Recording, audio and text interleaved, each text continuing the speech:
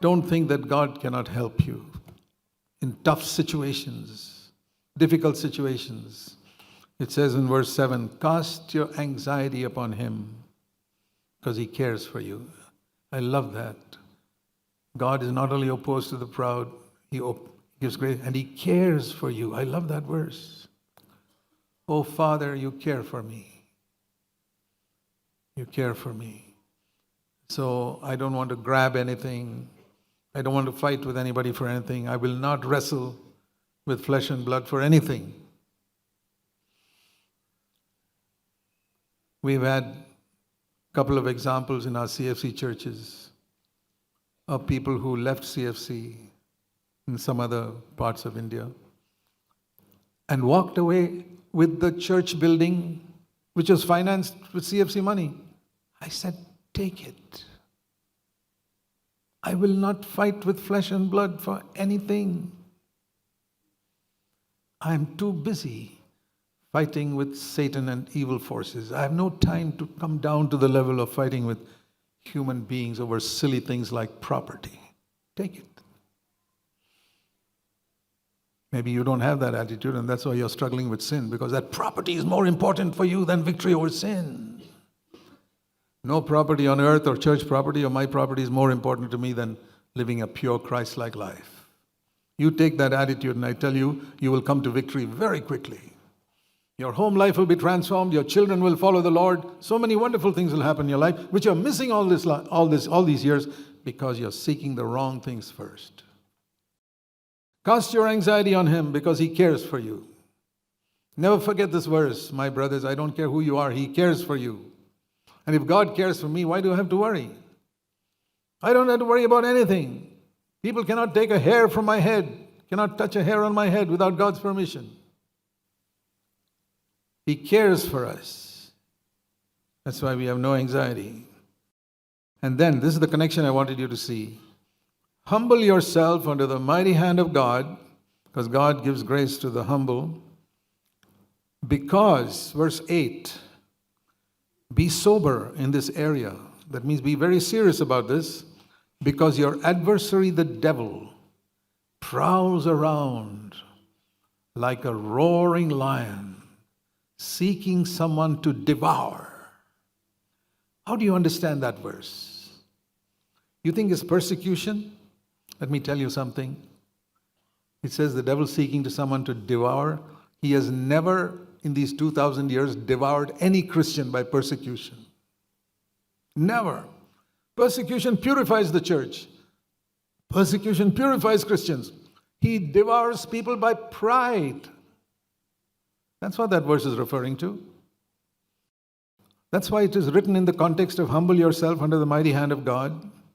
Verse 6, why should you humble yourself? Because the devil, who became the devil through pride, is like a roaring lion. His roar is the roar of pride.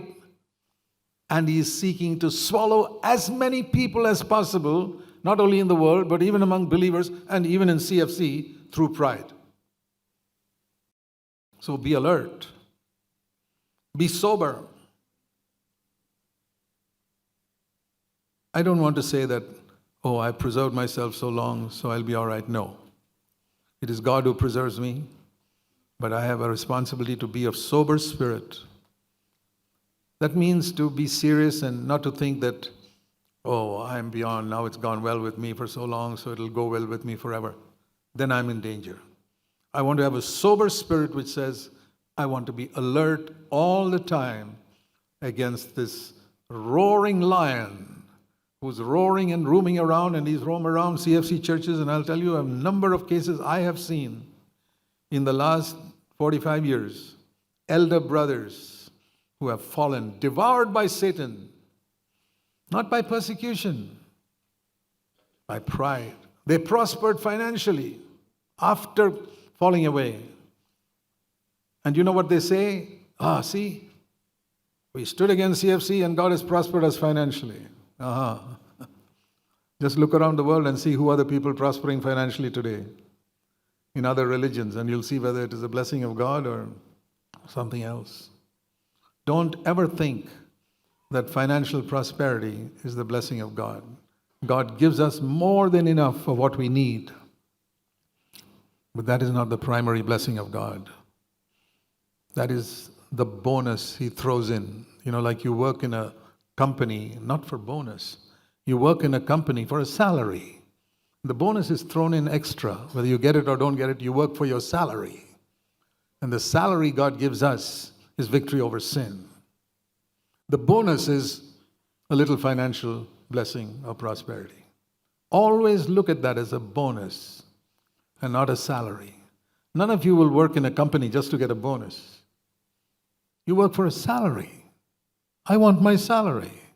Overcoming sin. And if the bonus is thrown in of financial prosperity, I accept it. If not, it's quite okay. But that's not what I live for. So, I was thinking of this in relation to, the Old Testament is written as an example. I want you to see a verse in 1 Corinthians 10, which says about Old Testament, why is 3/4 of the Bible Old Testament? We live under the New Covenant, but yet 3/4 of the Bible is Old Testament, stories and many things like that. And there's a reason. 1 Corinthians 10 verse 6 says, I believe this refers to the entire Old Testament. The things that happen there are examples for us. That we should not crave for those evil things as they also craved. Of course, it's referring to the people in the wilderness who disobeyed God, but I can say it refers to all those people in the Old Testament who made a mistake of seeking something. So, I want to give you a few examples. As I was studying this subject, I found there are many more examples, but I'll give you 10 examples of people who missed out on what God had for them because of pride. A warning for us. And the first example, sometimes we don't think of it, is Eve. Eve disobeyed. But what was the reason for her disobedience? The devil told Eve, look at this lovely fruit. Genesis 3. You know why God doesn't want you to eat it? Because He knows, Genesis 3, verse 5, you will be like Him. And He doesn't want you to be like Him. He wants to be alone, God. You'll become like Him. And God is scared that you'll become like Him. So He doesn't allow you to eat it. Can you imagine how stupid Eve was? Created perfect. She became stupid because she thought that God did not love her. And where do you see pride there? The pride is feeling, I know better than God. I know God has told me don't eat this, but I know better. I'll eat it. Every time you commit a sin, which God says don't do, you're manifesting the same pride. I know better than God. You make a false statement in your office to make a little more money. Okay, you make a little more money. But you know it's unrighteous. You know it's a lie. And you think God will bless you in spite of that lie, and you think, I know better than God. And that's why you suffer. See, this is how Satan himself became the devil. He was the highest of the angels, given authority over everything. And he said, I want to be like God. Pride. I want to be like God. I want to be above there. You read that in Isaiah 14. That's how he fell. And the same infection he gave to Eve. Verse Genesis 3:5. You will be like God. That is what he had in his heart and how he became the devil. Did he tell Eve, that's how I became the devil, by the way? No. And when you puff yourself up about anything, does the devil remind you, remember, that's how I became the devil? Will he tell you that when you're getting puffed up? No. He doesn't want you to imagine that you're puffing yourself up and losing the grace of God. He doesn't want you to know that that's how the devil became the devil. He doesn't want you to know that he's coming as a roaring lion to you at that moment. What does Peter say? Be alert. Every moment, be sober. Don't play the fool with Christianity. Be alert.